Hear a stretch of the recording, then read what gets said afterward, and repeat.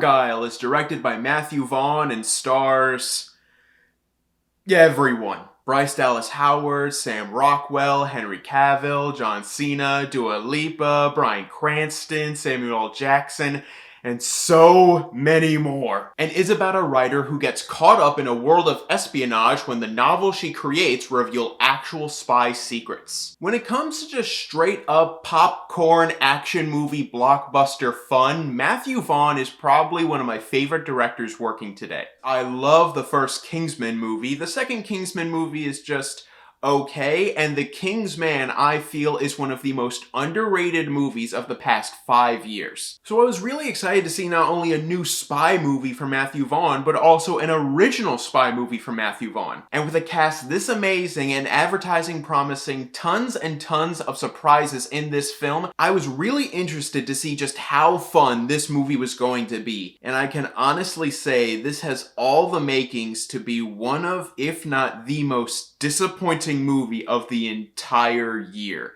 This is not an awful movie, but it's definitely not that good. Okay, first of all, what are the pros? Well, obviously, first of all, the acting is really good. Obviously, with a cast this talented, it's going to be damn near impossible to not get something of enjoyment out of them. And the majority of their talent and charisma really does shine through a lot of the movie's weaker elements. Also, like most Matthew Vaughn movies, this film looks gorgeous. Not only is a great deal of the movie's color palette full of royal blues and golds, which personally I absolutely love, but even the visuals when it comes to the action is pretty damn good also. Not only is the choreography great, but the camera work is extremely kinetic. It really gets through to the audience the pain of every blow that a character takes in this film. What else, though?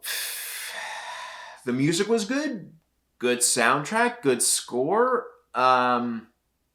Pacing was fine. Didn't really feel too rushed, didn't really feel too slow. And, yeah, that's about it. Let's start off with the effects in this movie. The effects in this film are horrendous. There is not one green screen or blue screen shot in this entire film that looks realistic and looks like the actors are actually in these locations. And there is not one moment of computer-generated models that look like they're actual people or actual physical beings. Everything, whether it's actual human skin, fabric, or metal, looks like it's just made of rubber. But if I'm being completely honest, as bad as the effects are in this film, I could give them a slight pass if the writing of this movie was legitimately great. And unfortunately, the writing in this film is one of the worst adventure scripts I've seen in a while. In terms of the wit and humor in this film, it is just so incredibly bland. There is rarely a single joke that is written in this film that works. Anytime that you get a chuckle out of this film,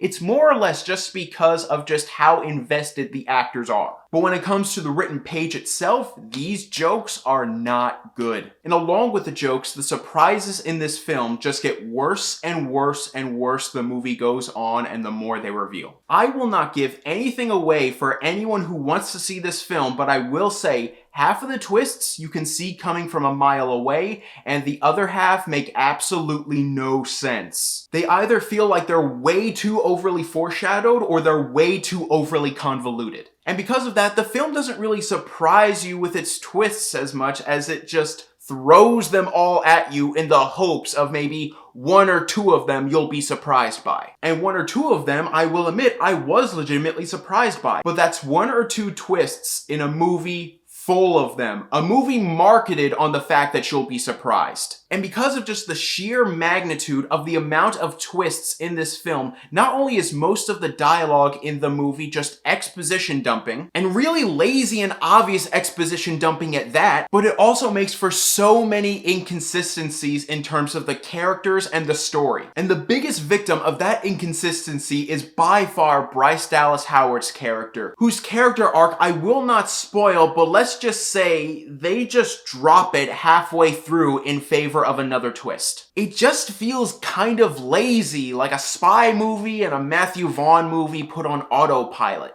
And because of that, even with all the best things this movie has to offer, for the majority of the film, it doesn't really feel all that fun. It just feels like we're going through the motions, and whenever the movie decides to throw a wrench into the mix, half the time it's not really throwing a wrench into the mix because it's that obvious, and the other half of the time it feels like such a departure from the story that they started with that it doesn't even feel like a clear logical progression. Guys, trust me, I am sorry to have to tell you this, but this movie is just a huge swing and a miss. It's a movie that's just there, and as movies go with this amazing of a cast and a crew attached to it, just being there is a huge insult for the cast, for the crew, and for the audience. I'm gonna give Argylle a C-. It's watchable, but if you do, just do yourself a favor and wait for streaming. Guys, stay tuned for my next video, which will be a review of one of your favorite movies that you recommended to me. It's a movie that I've never seen before, a movie that I've wanted to watch for the longest time, and a movie that I'm so happy one of you guys recommended so that I would have an excuse to finally sit down and watch it. So stay tuned for that, and thank you guys so much for watching. You guys really are the best, and don't forget to click subscribe and click that bell icon down below to stay up to date on all things movie, all things TV, all things nerd.